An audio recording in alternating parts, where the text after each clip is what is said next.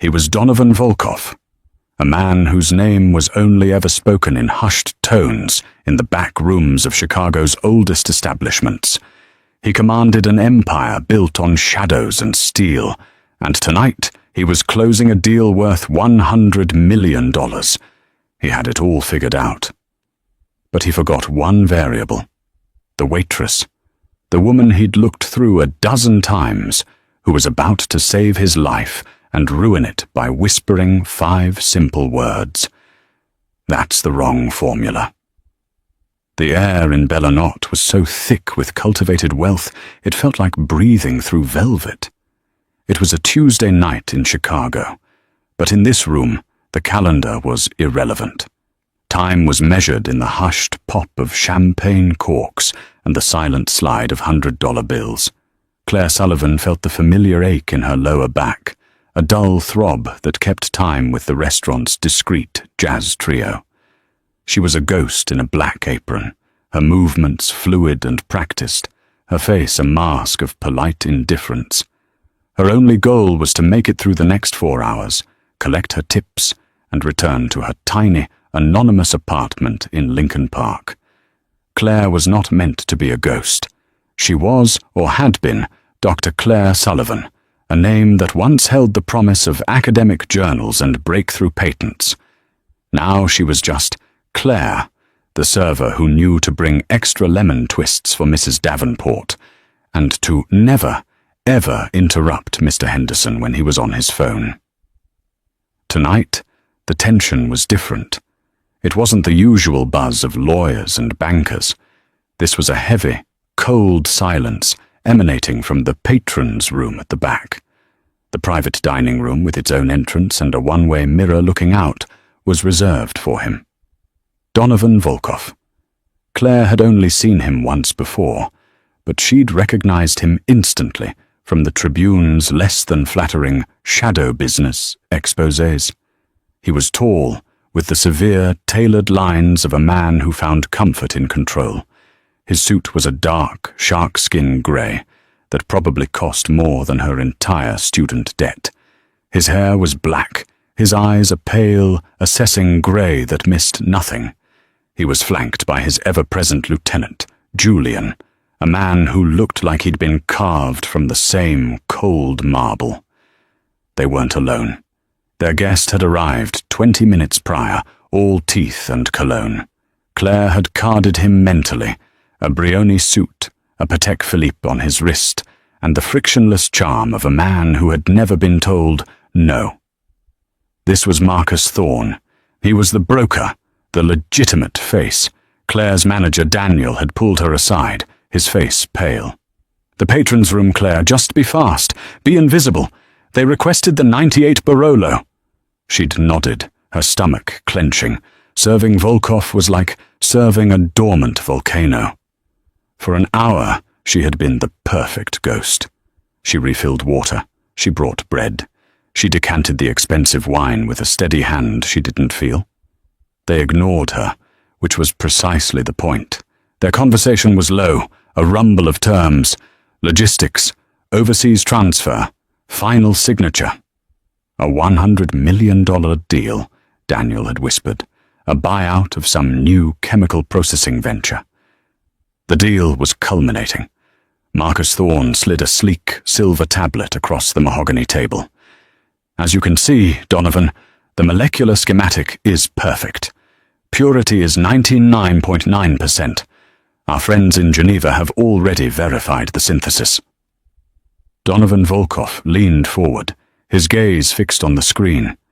He didn't look at the profit margins or the transfer details. He looked at the complex string of letters and numbers, the intricate dance of hexagons and bonds that represented a molecule. He was a businessman, yes, but he was a meticulous one. He believed in understanding the product, whether it was whiskey or weapons. "It holds," Thorne said, sensing the close. "Stable, untraceable, and a complete game-changer." Volkov nodded slowly, his hand moving to an expensive-looking pen. Julian stood impassively by the door, a statue guarding a tomb. Claire moved in to clear the appetizer plates. It was bad timing, but the plates couldn't sit. Be invisible. She reached for Thorne's plate, her eyes automatically sliding past the tablet. And then she froze. It was only for a second. A single, heart-stopping beat. Her brain, the one that had spent 8 years memorizing the language of organic chemistry, kicked into gear. The formula on the screen, the complex chain. She saw it. She saw the flaw. She didn't mean to say it. It was a reflex, the same instinct that makes a mathematician correct a sum. It was barely a breath, a whisper lost in the clink of silverware. That's the wrong formula. But the patron's room was built for acoustics that carried secrets, and in the heavy silence, her whisper cracked through the air like a gunshot. The clinking stopped. Volkov's hand, holding the pen, froze mid-air. Marcus Thorne's easy smile faltered, and Julian, the marble statue, moved. He was at her side in an instant, his hand clamping onto her arm, his grip a vice of cold, compressed steel. Claire's breath hitched, a tiny squeak of pure terror. Donovan Volkov slowly, very slowly, lifted his pale grey eyes from the tablet. He didn't look at Thorne. He didn't look at Julian. He looked right at her. "What?" he said, his voice not loud, but carrying the weight of the entire city. "Did you just say?" The world contracted to the space of a single breath. Claire's vision tunneled. All she could see were Donovan Volkov's eyes. They weren't angry. They were worse. They were intensely, terrifyingly curious. Julian's grip on her arm was a burning shackle, his fingers digging into the bone. "I'm sorry, sir," Claire stammered, the practiced subservience of her job warring with the cold panic flooding her veins. "I misspoke. I was clearing the plate." "Donovan, for God's sake," Marcus Thorne scoffed, recovering his composure with a forced, dismissive laugh. He waved a manicured hand. "It's a Waitress. She probably thought it was a new cocktail recipe. Let's get this done." He pushed the tablet an inch closer to Volkov. "Sign the transfer." Volkov didn't move. His gaze remained locked on Claire. "Julian, let her go." Julian's grip loosened, but he didn't step away. He was a coiled spring, ready to strike. "You," Volkov said to Claire, his voice quiet but absolute. "You said, that's the wrong formula. Explain." This was it. The moment her life diverged.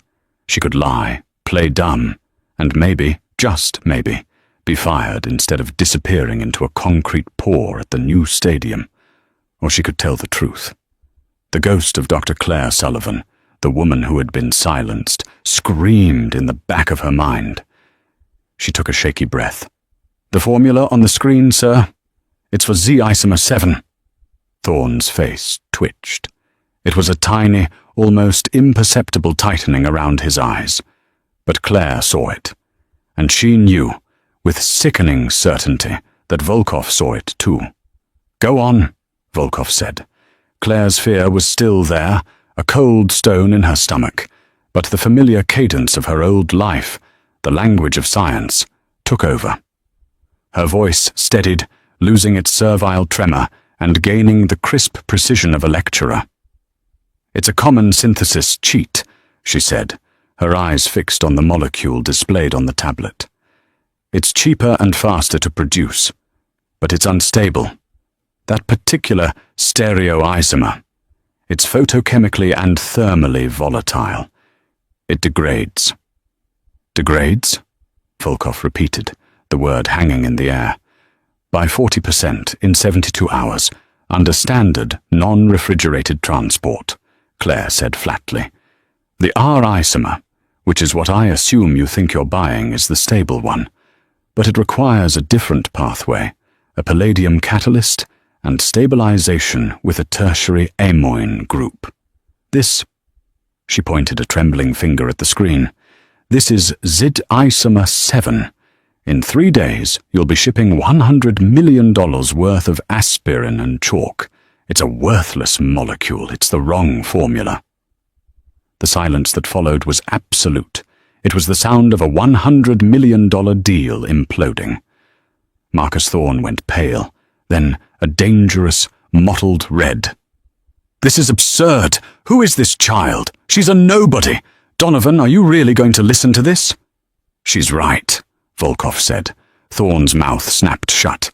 She's right, isn't she, Marcus?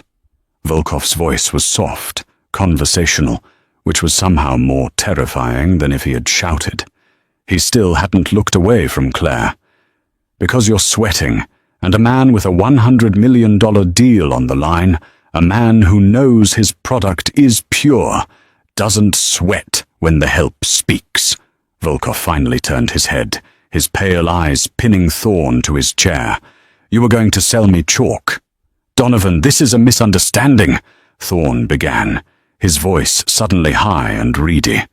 Julian, Volkov said. Julian was already moving. He grabbed Claire's arm again, but this time it wasn't a threat.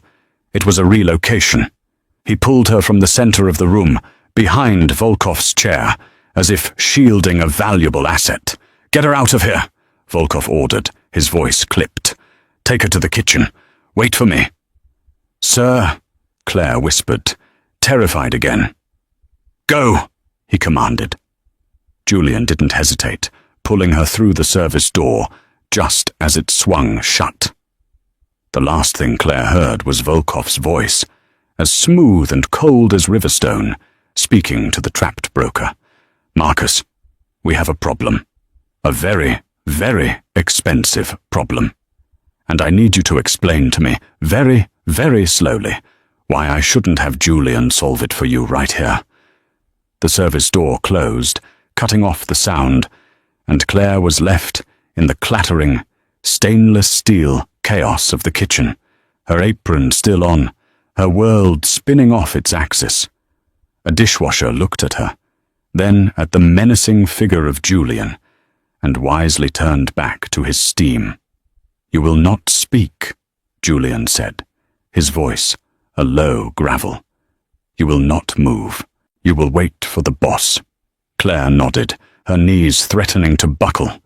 She leaned against a metal prep counter, the smell of garlic and old wine filling her lungs. She had just saved the most dangerous man in Chicago, $100 million. She had also, she realized with a dawning, icy horror, just signed Marcus Thorne's death warrant, and she had no idea what that made her.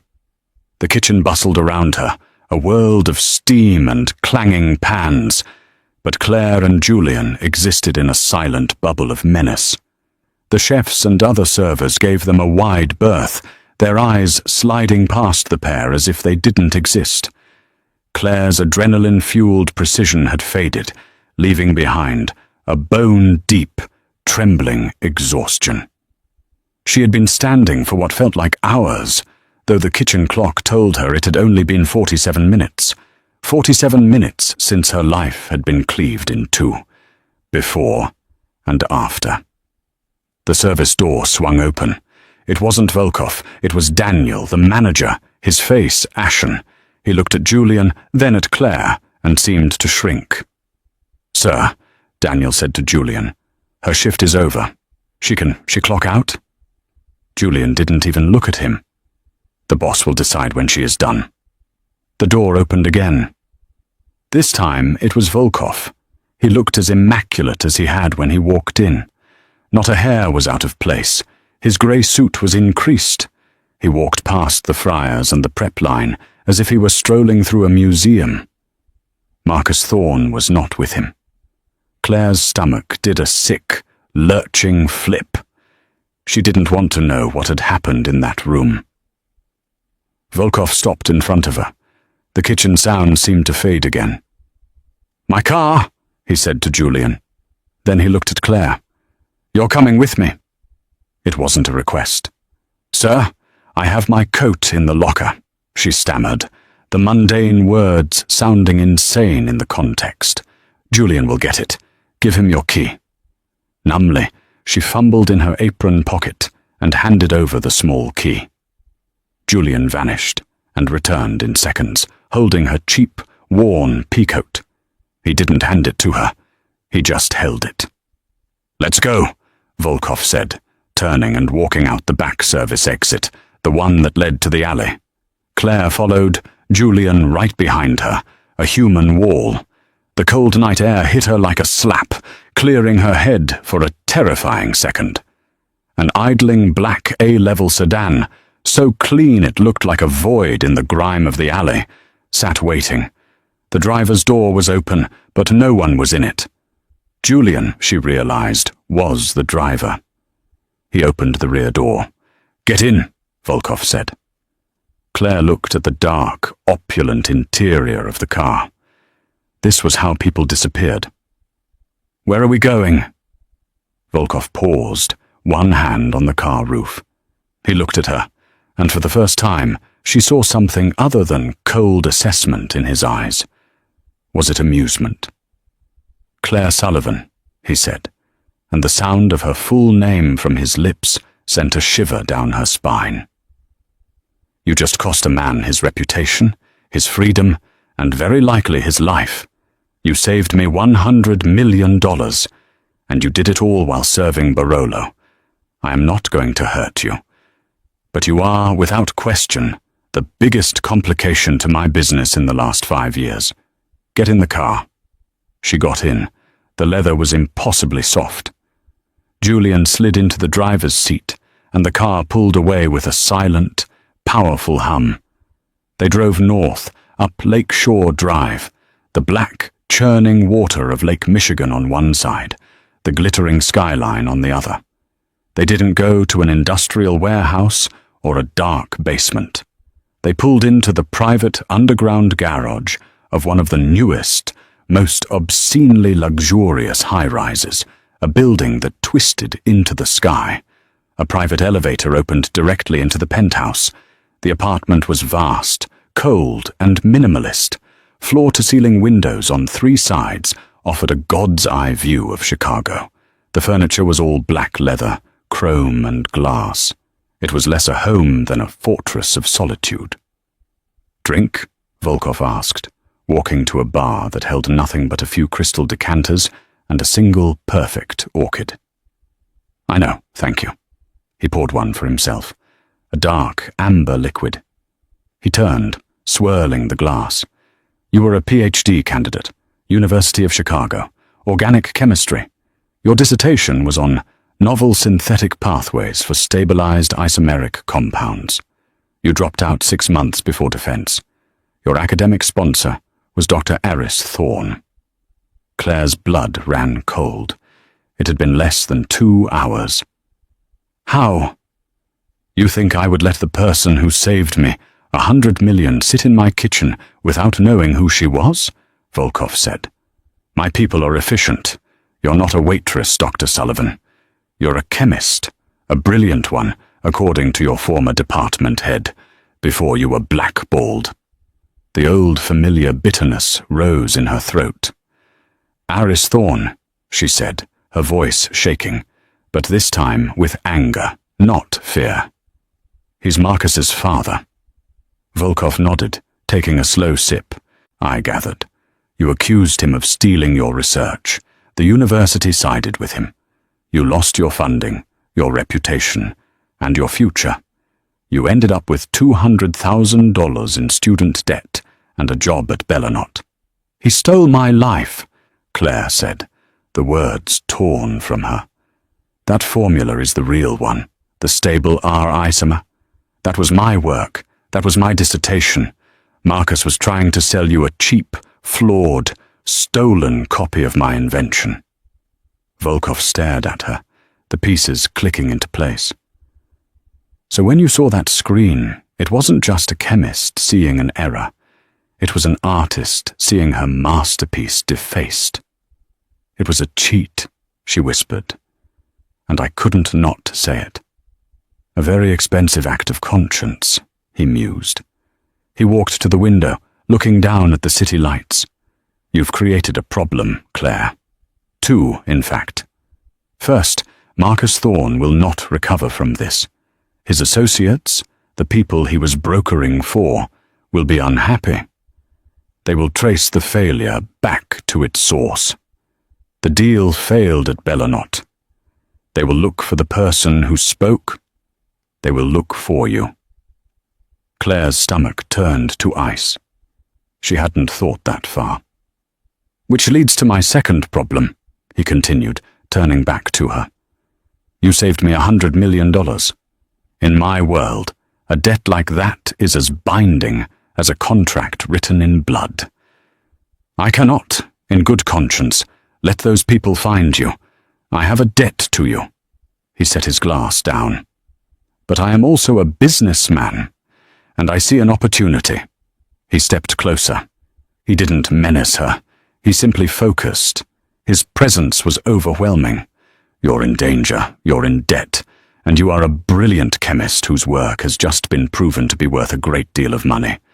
I can solve all three of your problems, and you, in turn, can solve one of mine. What problem? She asked, her voice barely audible. My $100 million problem, he said, a ghost of a smile touching his lips. The deal is dead, but the product, the real product, I still want it. He held out his hand. I can give you protection, Claire. I can wipe out your debt. I can give you a laboratory that would make the University of Chicago weep with envy. All I ask in return is that you synthesize your masterpiece. The real formula. For me. Claire looked at his outstretched hand. It was a strong hand, clean, with unadorned, perfectly manicured nails. A civilized hand. But it was a hand that, just an hour ago, had dismissed a man to an unknown, brutal fate. Taking it wasn't just accepting a job, it was crossing a threshold. It was leaving the world of ghosts and shadows, the Waitress world, and entering his. This is insane, she breathed. I'm a logistician, Volkov interrupted smoothly. I move product, some legal, some less so. But I have a code. I do not deal in defective product, and I pay my debts, and I despise being cheated. He nodded toward the window. Out there, you are Dr. Sullivan, the disgraced student, the waitress. In here, with me, you could be the person who actually finishes her life's work. The choice is yours. She thought of her cramped apartment, the overdue bills, the constant gnawing fear of her student loan servicer. She thought of Aris Thorne, sitting in his endowed chair, built on her stolen genius. She thought of Marcus, his smug, dismissive laugh. And she thought of the men who would now be looking for the waitress who talked. He'll try to kill me, she said, the realization hitting her. Marcus, or his father, or his associates. They will, Volkov agreed, his face devoid of emotion. They can't afford a loose end like you. Julian is already having your apartment cleared out. You will not be going back there. You will, for all intents and purposes, cease to exist. The finality of it was terrifying. And if I say no, Volkov's gaze hardened slightly, then I will give you a new name, a new social security number, and a one-way, first-class ticket to any city in the world that has no extradition treaty. I will consider my $100 million debt paid, and I will wish you luck. You'd be on your own.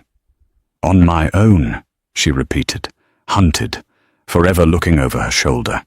She looked back at his hand. This wasn't a choice. It was an illusion of one. It was one cage for another. But this new cage, it had a laboratory, it had power, and it had the one thing she hadn't had in years, a purpose. I have a condition, she said, shocked at her own audacity. Volkov's eyebrow raised. You're in a poor position to negotiate. I don't care, she said, finding a core of steel she didn't know she possessed. I'll make your product. I'll make it perfect. But I want him. I want Aris Thorne. I don't want him hurt, she added quickly, seeing the look in his eye. I want him ruined, the way he ruined me. I want my name cleared. I want the world to know he's a fraud, and I'm the one who created that formula." Volkov was silent for a long moment. He studied her, his pale eyes searching for a crack, a weakness. He found none. He found only resolve. Finally, he smiled, a true, thin, and dangerous smile. "Revenge," he said, "a motive I understand completely, and far more reliable than money." He finally dropped his hand, the offer rescinded. This was a new deal. "We will do it your way," he said. "But first, we do it my way. You will prove your worth. You will make the product. Once the first shipment is complete, stable and verified, I will personally hand you the matches to burn Aris Thorne's world to the ground. Do we have an agreement, Dr. Sullivan?" She met his gaze. "We have an agreement, Mr. Volkov." "Good." He nodded. The business concluded. "Julian." His lieutenant, who had been standing silently by the elevator, stepped forward. "Boss, Dr. Sullivan will be staying in the secondary suite. She is our guest. She is to be afforded every courtesy. She is also not to leave this building without my express permission. Her new lab, is it ready?" "Fulton Market warehouse is clean," Julian said, his voice flat. His dark eyes flickered to Claire, full of suspicion. He did not like this. He did not like her. The ventilation system was triple filtered as requested. The new equipment from Germany arrives at Euro 600. "Excellent," Volkov said. "You'll have your lab by morning, Doctor. Tonight, you rest. You are no longer Claire the waitress. You are my new, very expensive, very secret head of research and development." The next few weeks were a blur. Claire was moved from the penthouse to a secure, luxurious apartment in the same building. Her world became a sterile, high-tech loop. Every morning, Julian would drive her in the black sedan to the nondescript warehouse in Fulton Market. From the outside, it was just another brick-and-mortar relic of Chicago's industrial past. Inside, Volkov had built a chemical fortress. It was a state-of-the-art organic synthesis lab, better equipped than anything she'd had at the university. He had spared no expense. And Claire came alive. This was her element. The smell of solvents, the hum of the NMR machine, the precise, beautiful logic of molecules. The fear receded, replaced by a white-hot focus. She wasn't just recreating her old work, she was perfecting it. Volkov visited. Not often, but his visits were memorable. He would stand in the doorway of the lab in one of his immaculate suits, a stark contrast to the stainless steel and white coats. He wouldn't pretend to understand the deep science. He would ask different questions. How much? How fast? What are the bottlenecks? What is the transport risk? "It's not just stable," she explained to him one evening, holding up a small vial of clear, viscous liquid. She was wired, high on caffeine and success. "I've added a binding agent, a simple sugar molecule. Standard blood tests will read it as glucose. It's completely invisible until it hits the bloodstream. It's perfect." He took the vial, rolling it between his fingers. He was fascinated, not by the chemistry, but by her, by the passion, the obsessive focus. "You love this," he stated. It wasn't a question. It's what I do. It's who I am." "You were born to be a creator, Claire," he said, his voice low. "And they tried to make you a servant. A terrible waste." A strange, dangerous intimacy was growing between them. It wasn't romance, it was something darker. A mutual respect between two masters of their craft, the alchemist and the king. He was enthralled by her mind, and she was, against all her better judgment, drawn to his power. The way he moved, the way he commanded the world around him with a few quiet words. He was the only person who had ever seen her true worth. Julian watched it all, his distrust growing. "She's a civilian, boss," he'd said to Volkov one night in the car after they'd left Claire at the lab. "She's a weak point. This is getting complicated." "She is not a weak point, Julian," Volkov had replied, staring out at the rain. "She's the new weapon, and she is anything but a civilian. She's just been fighting a different kind of war. And complicated is just another word for interesting." Marcus Thorne had not been solved by Julian. Volkov was more subtle than that. A man who vanishes leaves questions. A man who is ruined serves as an example. The day after the Bellinotta disaster, Volkov had made 2 calls. The first was to the Swiss bank holding the $100 million in escrow. The second was to the leader of the international cartel Thorne was brokering for, a man who did not appreciate being associated with chalk. By sunrise, Marcus Thorne's credit lines were frozen, his reputation was shattered, and he had been disavowed by his own father, the desperate Aris Thorne, who was terrified of Volkov's reach. Marcus was a pariah, and a pariah with no protection in a city like Chicago was a dead man walking. But a cornered rat is a dangerous animal. Thorne was furious. He'd lost everything. He knew, instinctively, that the Waitress was the key. He couldn't get to Volkov. He couldn't get to the cartel. But he could find the girl. His first move was clumsy. He hired a trio of low-level thugs to grab Claire from her apartment. They found the apartment empty, already cleaned out. They moved on to Bellinotta. Julian's team had been waiting. They'd anticipated the move.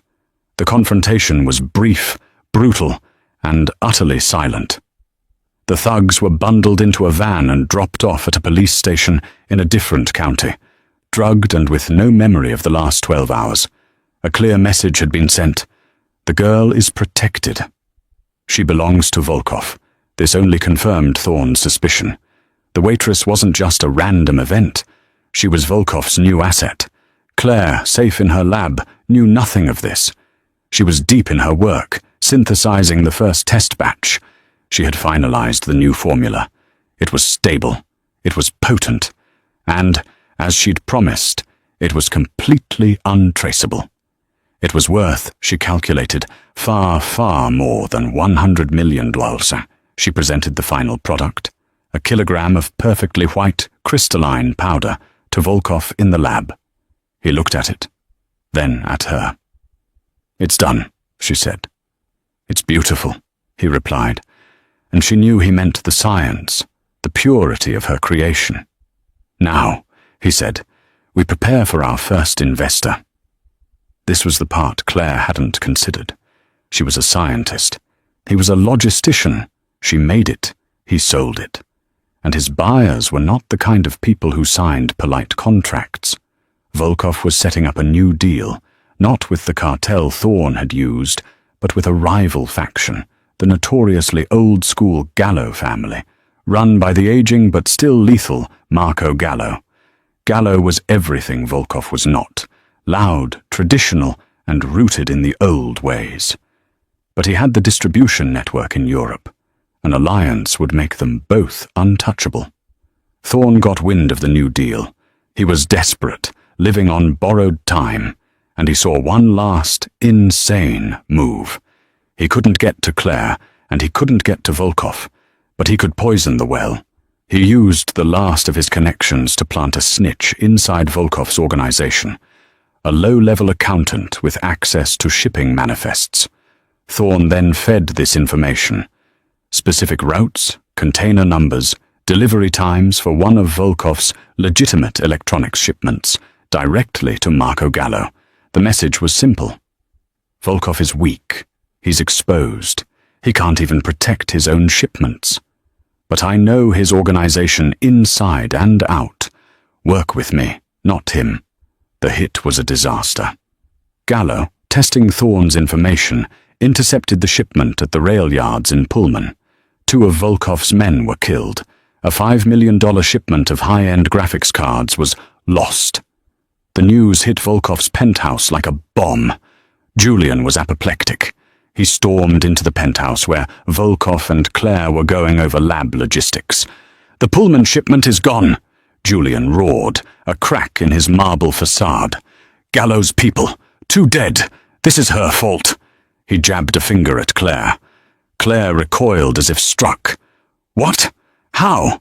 This never happened before her." Julian stalked the room, radiating violence. "You brought a civilian into our house, boss. You put her on a pedestal.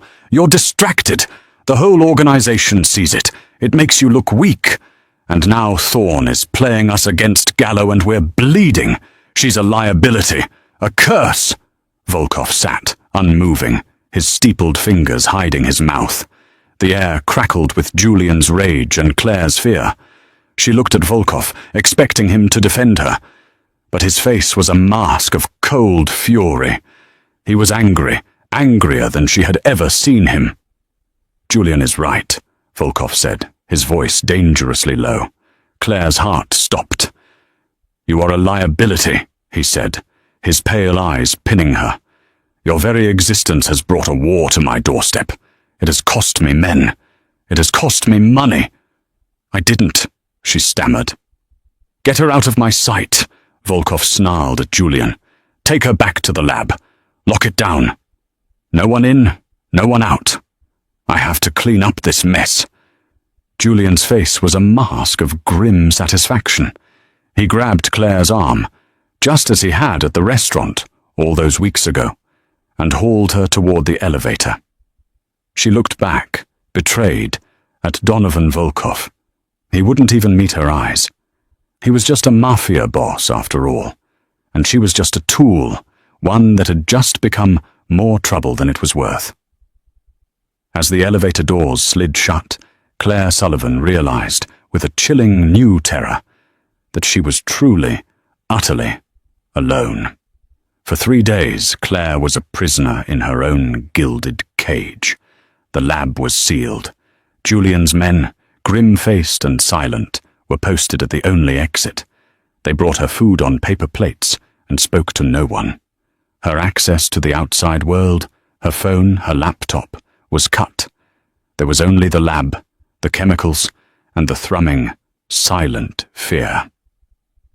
Julian's words echoed in her mind. Liability, Volkov's cold dismissal. Get her out of my sight. She had been a fool, a naive, arrogant fool. She had let the power, the resources, the dark intimacy with Volkov blind her. She had believed she was his partner, his alchemist. But she was just a formula, a high-value asset. And now that she was a complicated asset, she was being shelved. Or worse. What happened when he finished cleaning up his mess?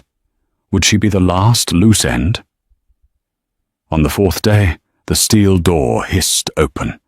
It wasn't Julian, it was Donovan Volkov. He looked tired.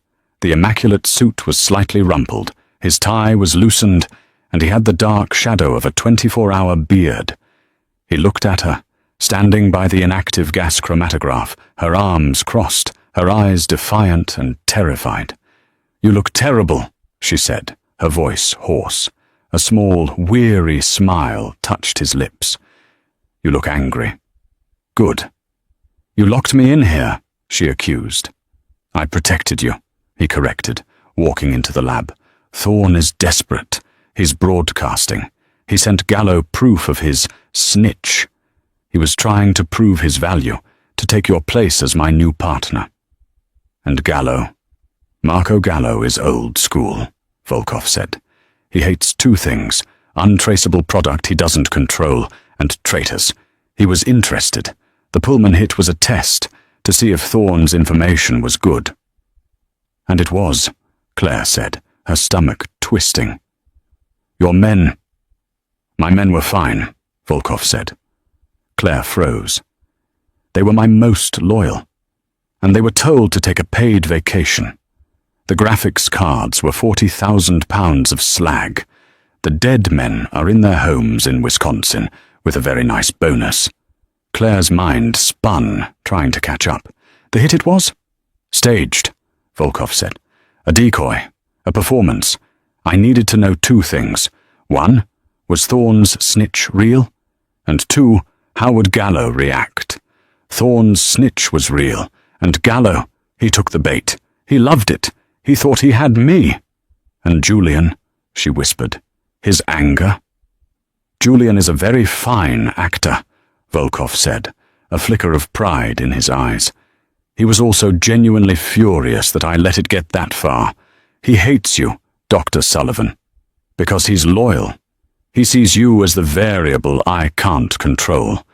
And he was right to be angry. The breach was real. The accountant who was Thorne's snitch, he's no longer an issue. Claire digested this. The betrayal she felt had been a lie. The whole thing was a performance. You let me think, you let me sit in here, terrified, thinking you were going to... He stepped closer, his gaze intense. I let you sit in here, safe, while I confirmed that Thorne's only play was to use my own organization against me. I let you stay here, the one place he couldn't reach, while I set the final board. The final board? Marco Gallo is impressed, Volkov said. He loves Thorne's audacity, but he's a traditionalist. He doesn't trust a man who betrays one boss to join another. He wants a face-to-face. He wants to meet Thorne and me. He's holding a dinner. To mediate. To decide who he's going to back. He's going to kill one of you, Claire said. He's going to pick a partner, Volkov countered, and he's going to eliminate the competition. Thorne thinks he's coming to be crowned. He thinks he's bringing Gallo my head on a platter. And you? I'm bringing him the truth. Volkov walked to the steel safe where she kept the master sample. And I'm bringing him the product. He turned to her. Which is why you're coming with me. Claire's blood went cold. No, absolutely not. I'm a chemist. I'm not that. Yes, you are, he said, his voice hardening. You are the formula. You are the proof. Thorne is selling a story. You are selling the truth. Gallo is an old man. He respects strength. But more than that, he respects creation. He won't believe me. He won't believe the data. But he will believe you. He will believe the artist. He went to the small closet where she kept her lab coats. Tucked in the back was the black Roland Mouret dress he'd had delivered to her apartment weeks ago, a dress she'd assumed was a strange, inappropriate gift. Go change, he said. The dinner is in 1 hour, at Bellanot. The circle was closing. Bellanot was different this time. The restaurant was closed to the public. The only car out front was Marco Gallo's armored Escalade. When Claire walked in on Donovan Volkov's arm, she was no longer a ghost in an apron. The simple, brutally elegant black dress clung to her. Her hair was pulled back. Her eyes, which had been downcast for years, were level and cold. She was, in every way, transformed. They were in the patron's room, the same table. Marco Gallo was at the head. He was a small, round man in an expensive suit, with the benevolent face of a favorite uncle and the dead, black eyes of a shark. Marcus Thorne was already there, seated at Gallo's right. When he saw Claire, his smug expression dissolved into pure, unadulterated shock, which he quickly masked with a sneer. "Donovan, so glad you could make it," Thorne said, his voice oily. "And you brought the help. How sentimental. Does she pour the wine, or just validate the chemistry?" Volkov ignored him, pulling out a chair for Claire.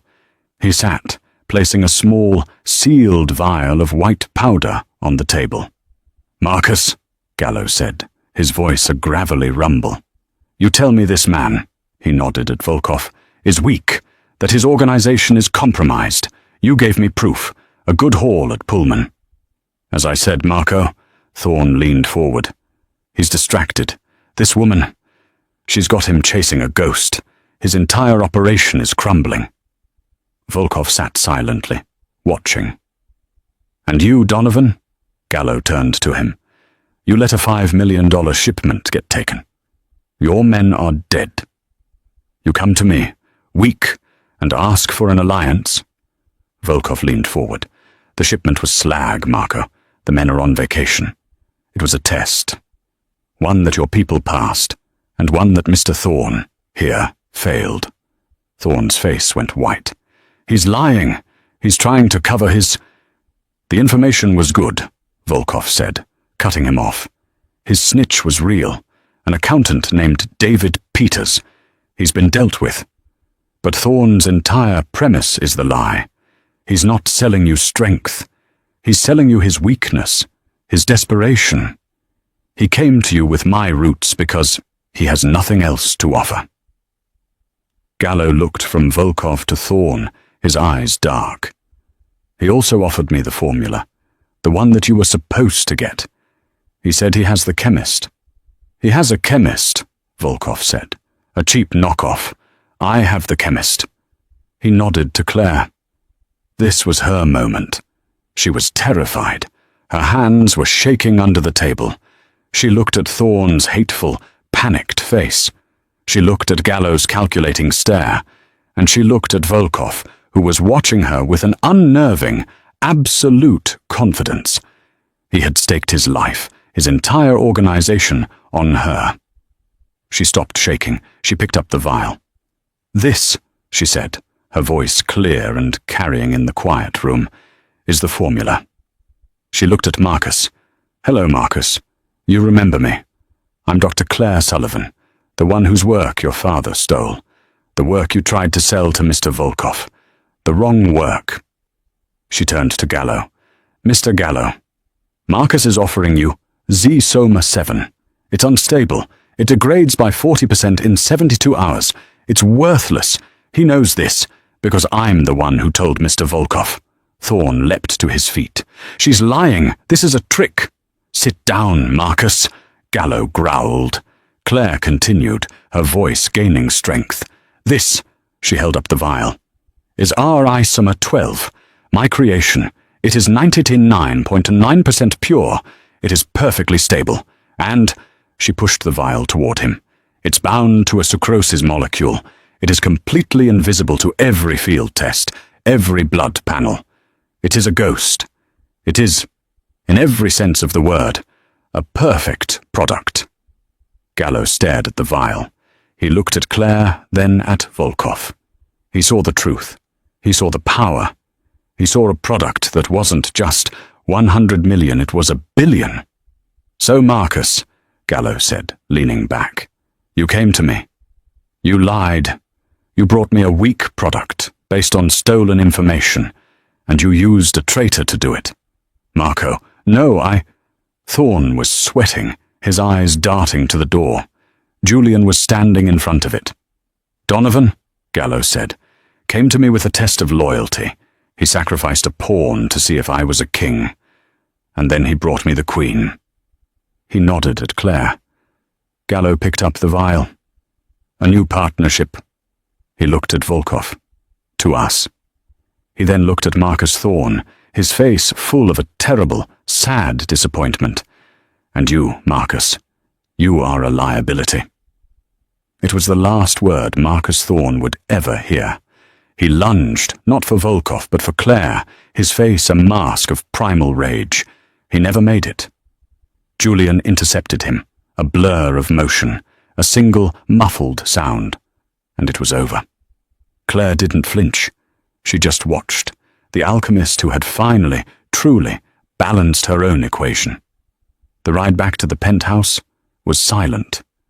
The city lights smeared past the tinted windows of the sedan, a watercolor of blurred neon. Claire sat beside Donovan, the space between them charged. The black dress felt less like a costume and more like a uniform. She had watched a man die. She had watched him be handled by Julian with a clean, terrifying efficiency. And the most terrifying part? She felt nothing. No, that was a lie. She felt satisfied. A cold, hard satisfaction. When they entered the penthouse, The view of the city seemed sharper, the lights brighter. Volkov didn't turn on the lamps. They stood in the dark, illuminated only by the glittering sprawl of Chicago below. He went to the bar, just as he had that first night. He poured 2 glasses this time. He handed one to her. His fingers brushed hers. It was the first time they had touched as equals. "To the Queen," he said, raising his glass. "To the partnership," she replied, her voice steady. They drank. The whiskey was smoky and smooth, burning a clean line down her throat. "It's done," he said. "The deal with Gallo is signed. We control the entire synthetic market from here to the Danube." "And Thorn?" "Thorn and his entire failed enterprise are a lesson," Volkov said. "He will vanish. No one will look for him." Claire walked to the massive window, looking down at the ants-on loops of Lakeshore Drive. "But it's not done. Not really." He came to stand beside her. She could feel the heat of him, the coiled energy he always carried. "Horace Thorn," she said, "you made me a promise." Volkov's reflection smiled in the glass. "I did." He walked to his desk and picked up a slim manila file. He handed it to her. She opened it. Inside were not threats or blackmail. It was a formal letter from the University of Chicago, addressed to the Board of Regents. It was an anonymous, but heavily documented, complaint of academic fraud, filed by a concerned group of alumni. It included her original, time-stamped research data, which Julian's tech team had resurrected from her old, discarded hard drives. It included financial records showing payments from pharmaceutical companies to Horace Thorn before his discovery. It included a full, damning timeline. "The board convened an emergency session this afternoon," Volkov said quietly. "While you were getting dressed, Dr. Thorn has been suspended. His endowed chair is under review. The Tribune got an anonymous tip. It will be on the front page tomorrow." "You didn't threaten him?" "I didn't have to," Volkov said. "Men like Thorn are not afraid of brutes. They are terrified of exposure. He built his life on a reputation. I simply provided a correction. By tomorrow, every academic in his field will know he's a fraud. He'll be a pariah. He won't be able to teach at a community college." She closed the file. It was over. He had kept his word. He had ruined him, just as she had asked. He had balanced the equation. "Thank you," she said.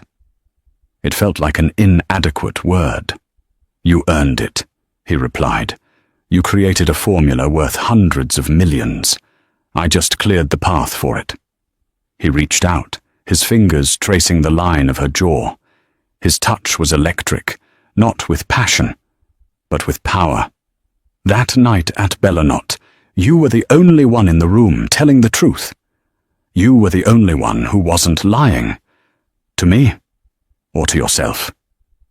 He leaned in, his voice dropping. "In my world, Claire, that makes you the most dangerous person I have ever met." She didn't pull away. She didn't flinch. She met his pale, assessing gaze, and for the first time, she saw a reflection of herself. The scientist. The creator. The killer. "I'm not a waitress anymore," she whispered. "No," he said, his lips just an inch from hers. "You're not." His hand moved from her jaw to the back of her neck, pulling her closer. "You're the new formula, and you're mine." He kissed her. It wasn't a kiss of love or of tenderness. It was a kiss of contract, a synthesis, a seal. It tasted of whiskey and power and cold, beautiful, perfect chemistry. It was the fusion of 2 worlds, the alchemist and the king, forged into a new, terrifying element. As they stood against the glass, the city their witness, Claire Sullivan, knew she had not been saved. She had been forged, and together they were about to burn the world down, just to see what new, beautiful and dangerous things could rise from the ashes, and so The waitress and the boss rewrote the rules. They didn't just close the deal, they became the deal. But as we all know, in their world, every partnership is a new kind of war, and the formula for power is always written in blood. What do you think happens next? Does the Gallo alliance hold? And what happens when Dr. Aris Thorne decides he has nothing left to lose?